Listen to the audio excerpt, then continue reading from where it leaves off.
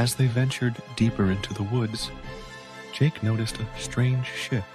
The usual quiet of the forest felt heavier, the night air colder than usual, and then faintly they heard it. Laughter, not the playful kind, but a deep unsettling chuckle that echoed through the trees. Jake's grip on Mia's hand tightened as he glanced around.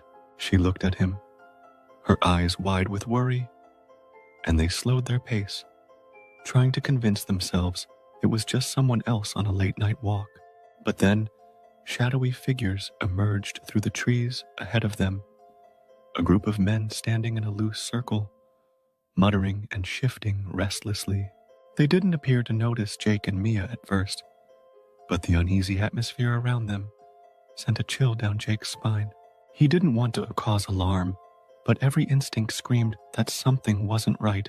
"Let's turn back," Jake whispered, his voice barely audible. Mia nodded, but just as they took a step backward, one of the men looked directly at them, his gaze intense and calculating. He whispered to the others, and they all turned, their faces partially obscured by shadows, yet unmistakably filled with a disturbing intent. The men started moving toward them, slowly at first, almost casually, but with each step Jake and Mia took, the men matched their pace, quickening and narrowing the gap between them. Heart racing, Jake grabbed Mia's hand, and together they broke into a sprint, trying to retrace their steps to the main path. The laughter followed, growing louder and closer with each step. Branches clawed at their clothes as they ran, the ground uneven and slippery beneath them. Jake could feel the men gaining, their footsteps thudding ominously just behind. He chanced to look back and saw shadows flickering, looming closer. Just as they spotted the faint glow of the road up ahead, Mia tripped, her ankle twisting as she stumbled on a loose stone.